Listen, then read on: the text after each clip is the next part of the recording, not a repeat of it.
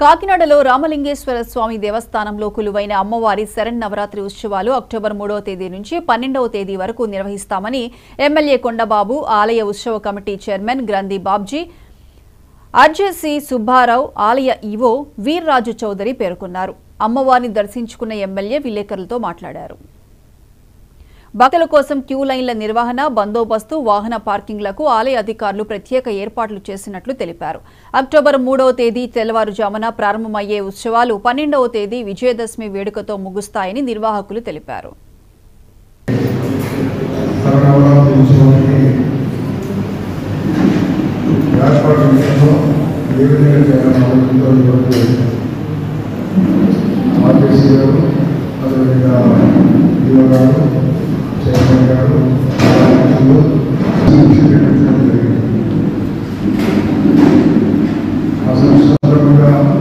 అందరూ కూడా జరగబోయే విజయదశమి శుభాకాంక్షలు చేసుకుంటున్నారు.